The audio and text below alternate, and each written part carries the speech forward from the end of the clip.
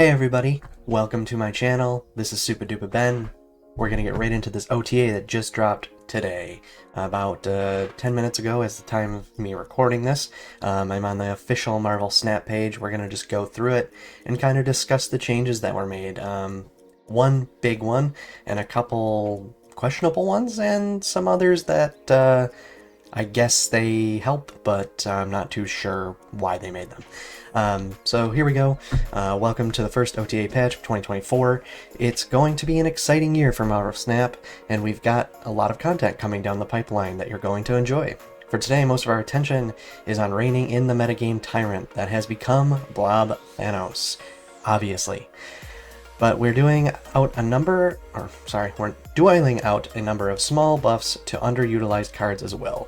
So, let's go through it, see what they did. So obviously the first one, Blob. We knew that this was coming. Pretty much it's been, a month and a half that this card has just kind of dominated the whole metagame, especially with Thanos, obviously putting the extra stones into your deck, on top of just putting huge cards in that deck with Lockjaw and just siphoning things out, and it's just become an absolute menace. It's really the only way you can, not the only way you can climb in ladder right now, but it's becoming pretty much the meta deck and the only deck to use if you want to compete with people.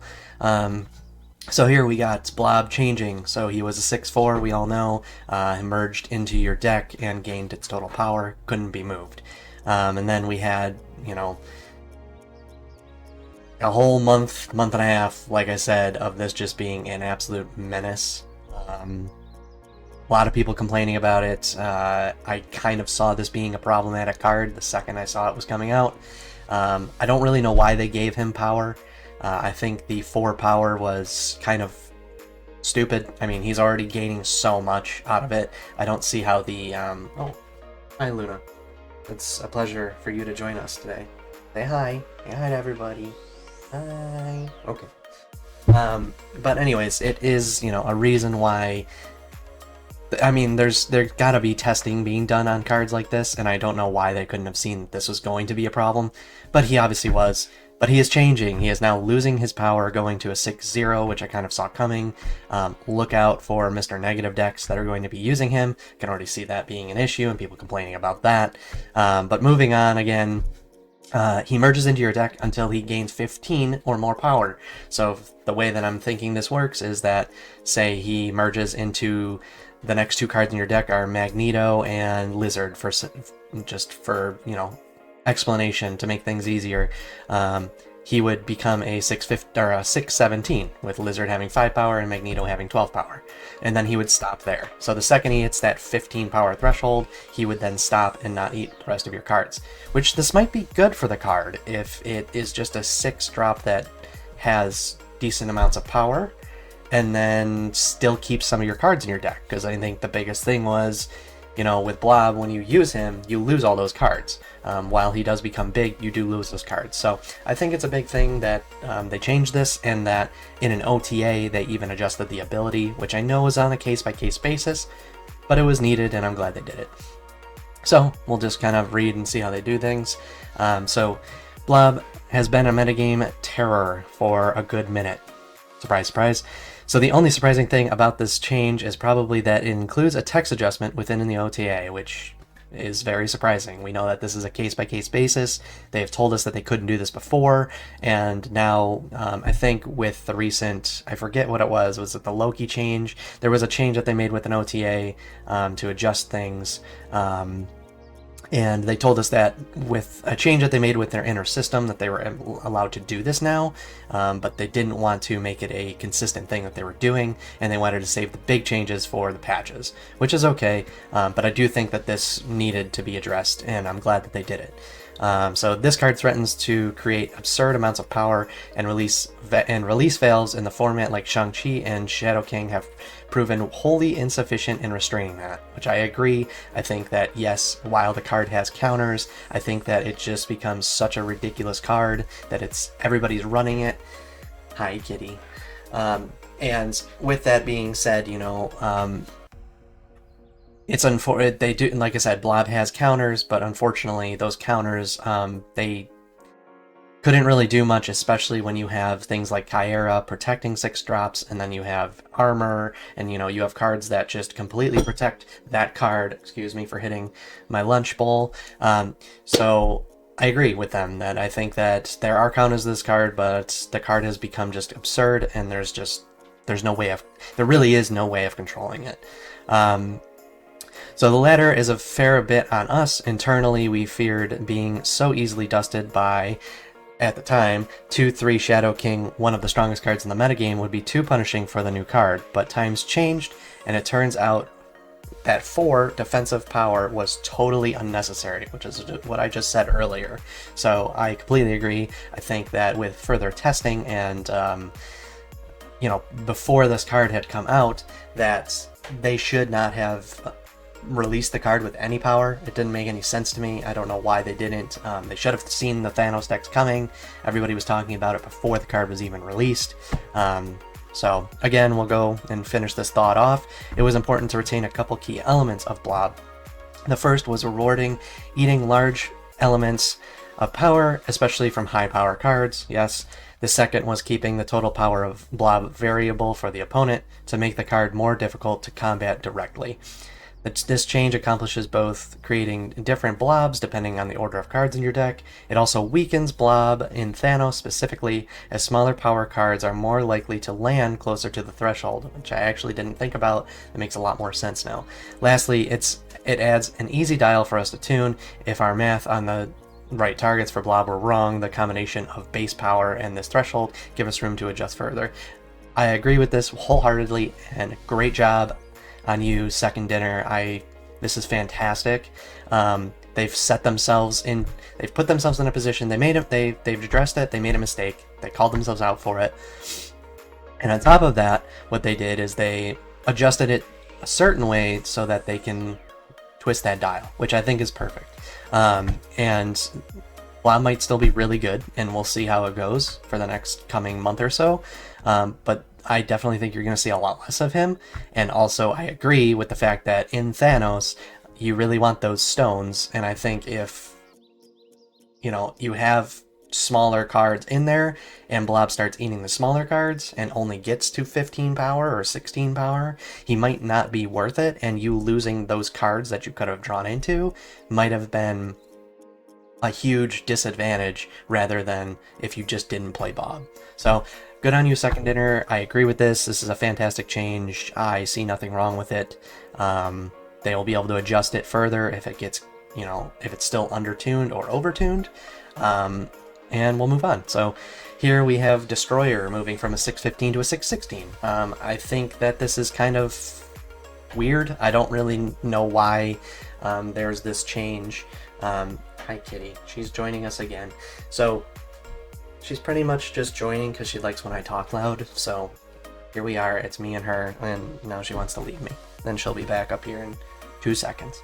But anyway, so I don't really understand this. I think if people are playing Destroyer, they're playing Destroyer. I don't think this doesn't change anything with Shang-Chi ranges or really anything. I mean, gives them an extra power, makes them more playable. I mean, it is a buff.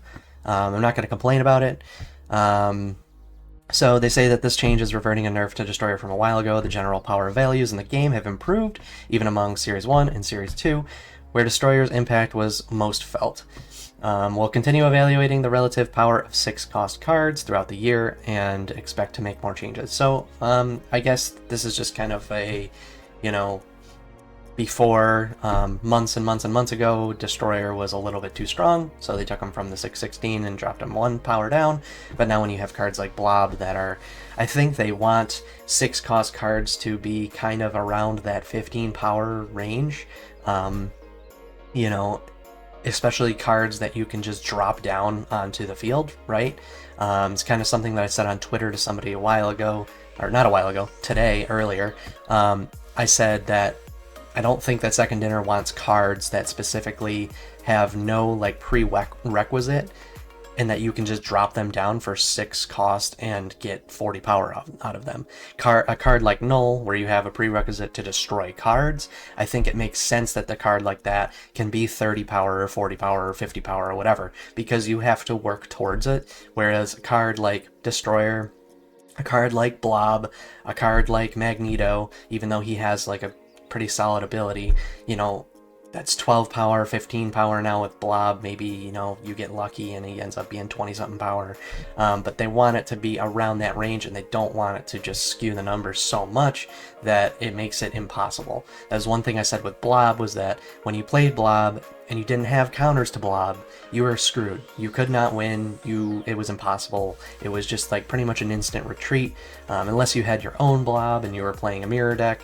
But that's, you know, we're done talking about Blob, but in this sense, you know, they don't want to make it feel like you play one card down and just that one card with its base power is enough to just like flat out win you the game. They'd rather have you work towards something, and in the end have it be, you know, I played my 6/16 Destroyer, but it's also killing my Nimrods, and it's, you know, doing all this other stuff. It's hitting my Wolverine. You know, you have to work towards eventually winning the game, not just play one card at the end and be like, oh, I win because I played Blob on 5 and Taskmaster on 6 or whatever it is. You know what I mean? So, anyways, I think this is a good change. It's a buff. It's good. Nothing really else to say about it. Viper is changing from a 3/4 to a 3/5. Viper getting a buff for 1 power. I don't mind it. I don't really, again, I don't, I see the Destroyer one making more sense than this one. I don't really know why they would adjust this one, but they say that we took a conservative approach to adjusting Viper over the holidays for reasons related specifically to Havoc. Unfortunately, those fears were unfounded. However, we've decided to keep Viper at 3 cost for a few reasons. One is that it lets Viper more naturally combo with locations like Savage Land or Shadowland, which reveal on turn 3 1/3 of the time. Another is that it increases the design space for building cards like the Hood as 2 cost cards, because Viper can gift them on curve. So I like this change. I think Viper's seen a lot less play. I think with the change to Annihilus and the Rock situation, with him being nerfed in that set, that Viper's kind of seen her way out of that side of things, because you're not playing Debris or those types of cards as much anymore. I like this. I think it gives her more of a chance to be played. I don't think personally I will use her, but I accept the change, and I think it's giving an archetype that might have a little bit less strength, a little bit more strength. So I like it. It's not the worst thing in the world. And I kind of like the reasoning for it. I think that Havoc wasn't as devastating as he could have been, and now that, you know, Havoc, and I feel like you don't see Havoc and Viper in Annihilus packages as much anymore, and the whole, you know, Havoc plus Viper situation, them two combining and people being very scared when Havoc was coming out that was going to be an unbeatable, you know, combo. Turns out that we pretty much never see that happen, and no one ever plays it, so there's really no reason for them to have worried about it. So, you know, going to a 3/5 makes sense. On to Selene. This card I don't have, but I have seen people use it, and I understand all the ins and outs of it. So it's going from a 1/1 to a 1/2, which I don't understand at all.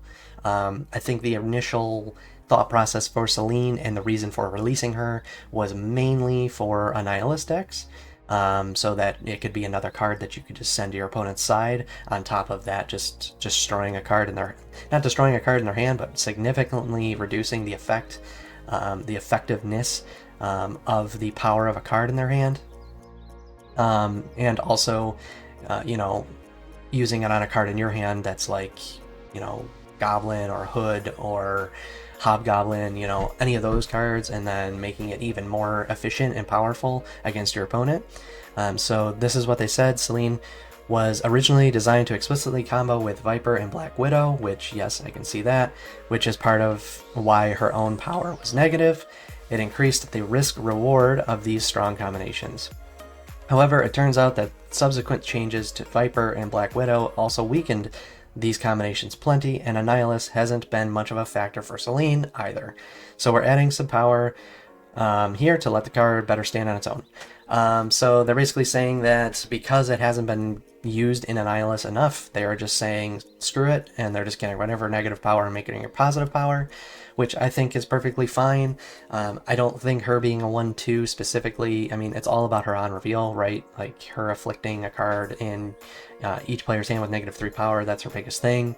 We don't really, I think her being a 1/1 and then not being able to really, I think that was the draw, was that they want to see her getting more play because she's a newer type card, and the fact that she was a 1/1 and nobody was using her in Elias, or a very small percentage of people were using her in Elias, then I guess they're just saying, screw it, we're just going to give her positive power and see how she does.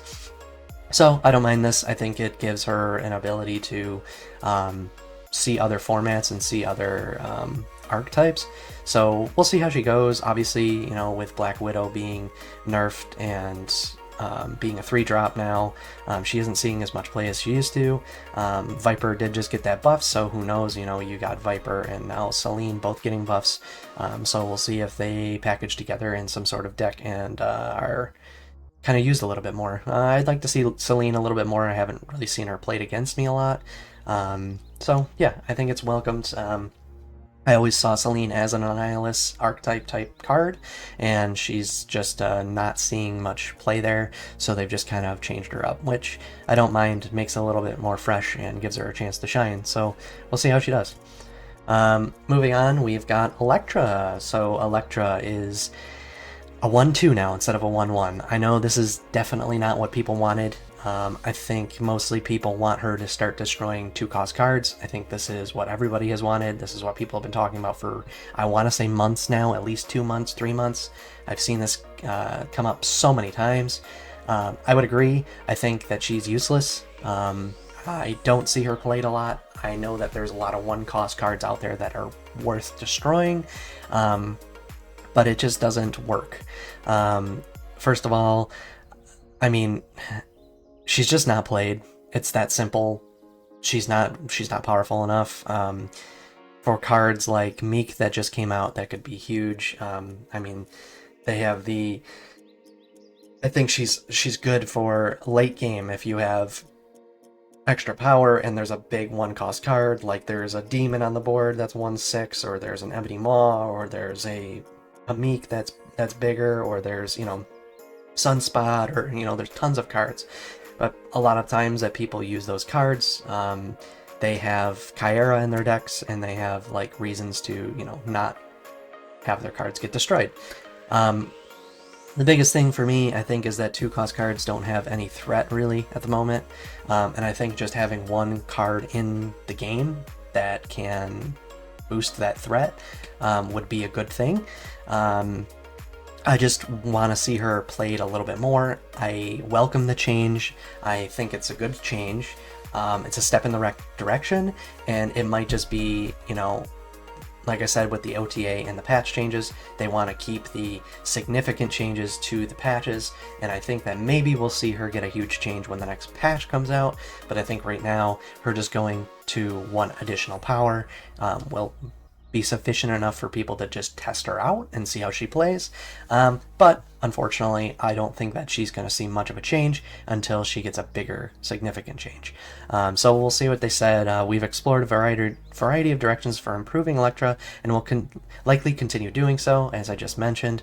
Electra has an amazing story and a lot of great variants, I agree, but also plays an important role in teaching new players about sequencing cards and managing different locations. I completely agree with this. We've wanted to improve Electra for a while to make this iconic character more enjoyable, but don't want to lose out on that important function of for early play. For now, we're just giving an additional power and seeing how that goes. Kind of like I said before, we'll see if they want to make that significant change during the patch when that one comes out. But I agree with the whole beginner players kind of, you know, seeing Electra. It's one of the first cards you get, I believe, and I understand that they want to teach people the game, but I also think that it's a little unfortunate for the majority of the player base that has, you know, all of these Series 1, Series 2 cards, and it's like now they're kind of becoming insignificant. So I hope that there's changes on this coming. I hope that Electro can see, it can shine brighter in the light, because unfortunately I don't think I've ever used that card other than when I maybe first started playing the game, which was about a year ago. So I like the change. It's positive, but I don't think that it's gonna do much, unfortunately. One moment. Okay, so moving on to another change, we've got Dazzler. So this is interesting to me. So Dazzler's keeping her ability, but she is changing from a 3/2 to a 2/2, which I greatly appreciate. I think that Dazzler has just fallen off. I don't think anyone's using her, and I think she's a great card, especially for zoo-type decks and decks that flood the board. Just want to get a bunch of stuff out there with like Squirrel Girl and Ant-Man and, Captain America, just kind of like flooding the board and having those cards that synergize together and doing that type of thing. So Dazzler is another card that can use some shine. Our intention with the initial change to 3-cost Dazzler was to see if Silver Surfer plays would be an exciting play to pair Dazzler and Brood, but things haven't worked out that way. So it's time to try something else. Dazzler as a card rewards players are playing it efficiently so that you can get all your cards out, which means an energy reduction should be helpful. So I agree with this. I think Dazzler has seen like little to no play. Not really many people using her unless you're, a lower collection level player. It's a little bit harder for me and a lot of other people as content creators, as we're a little bit higher collection level, nearing or our series or collection complete. And cards like Dazzler just don't see play because they're just not as strong. So I like this. You can get her out earlier, and also on top of that, I think like they said, Silver Surfer really had little to no play with her, so she was just kind of really not that useful. I do think it takes her out of that and maybe causes her to lose a little bit of I guess excitement because she's not able to be Silver Surfer now. But I think with her being able to just get thrown out there at an easy low cost, it makes her playable in those low cost decks like Zoo, where you can just throw out cards like Squirrel Girl, Ant-Man, all those one cost cards. Now I think you put Kyra in there as well. So we'll see how she plays, and I hope she gets the play that she deserves, because I think she's a fun card, and I welcome this change. I think it makes sense. Make her cheaper, make her easier to play. People want to use her more. So I agree. Next change is Hercules, the newest card. Not since Meek, obviously, but the newest card before that. A card that I did not pick up because many people have stated that it is just not good enough right now. So they made a change. They made him from a 4/6 to a 4/7. I get it. It makes sense. The card was a little bit weaker than they intended, I'm sure. I heard a lot of people saying the card just needs to be a 3-drop. I think moving the card from a 4/6 to maybe, or now that it's a 4/7, moving it from a 4/7 to maybe a 3/6 or a 3/5 would probably make more sense to me, just to get it out earlier. And I think that's kind of the main issue. But I've also seen people getting Human Torches that are like, 400 power or 200 power or 300 power. So then again, it brings into question, like, should it be a 3-cost? Because then you might have Human Torches that end up being 600 power, 700 power. So we'll see. It's a card that I don't own, so I can't give too much thought on it. But they said that Hercules released weaker than we'd like, and so we're adding a little bit of power. Our goal remains to try and find an execution that builds an interesting move card at 4 cost.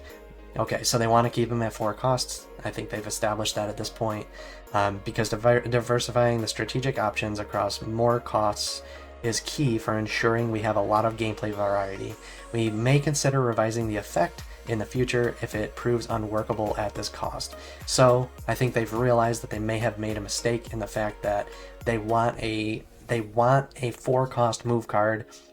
They were hoping Hercules was going to be that card for them, for this archetype, but they are saying that they have a little bit of doubt in the fact that with this specific ability that they gave it, it might not be the 4-cost card they were looking for, so they might change it, and that's fine. I think they probably will end up changing it, because I don't think it's reaching the potential that it... I don't think it's reaching the potential that they wanted it to reach. Hopefully this gives Move players, I know a couple of my good friends over on Twitter and in the Snap community really love Move, and they were hoping this card was what would bring them back to it. Unfortunately, it's just hasn't hit the mark. I have seen where it works really well, but it's a consistency thing, and it really hasn't been consistent. So I get it, I like it, and let's move on. I think this is it. So the last one is Dagger. Dagger is making a change. They are going from a 2/2 to a 2/0, but when it moves, it gets +3 for each enemy card there. And this is exactly what I want to see. Move archetype is getting love, and I love to see that, because they're not changing Spidey 2099, and I still don't know why they haven't changed that card. But speaking of move cards, Dagger has been one of the weaker cards, or weaker ones, for a while. Would like there to be some extra competition and strength for the archetype, so we're trying to change here that sizably increases the power potential. This does make Dagger weaker to Shadow King, so it's not all upside, but overall it should improve players' options moving forward. See, I love this. I think this is probably the best change. I think Blob was necessary, but other than Blob, we get away from that. I think this is the best change in the OTA. I think Dagger making a huge splash in Move now. I think this is a fantastic change. A lot of people are, I think Move players specifically, are going to love this. She is going to go into those decks. She is going to make an impact. Yes, she can be Shang-Chi'd. Yes, she can be Shadow King'd, but so can every other, big card that you work up towards, pretty much. But I think this is fantastic. I love it. I think it gives Move players the ability to experiment and have more fun. But that is it. That is everything that they had. Like I said, I really appreciate the Dagger change. I think the Blob change was completely necessary. Most of these other changes, unfortunately, they're very minute changes that I think don't really make too much of a difference.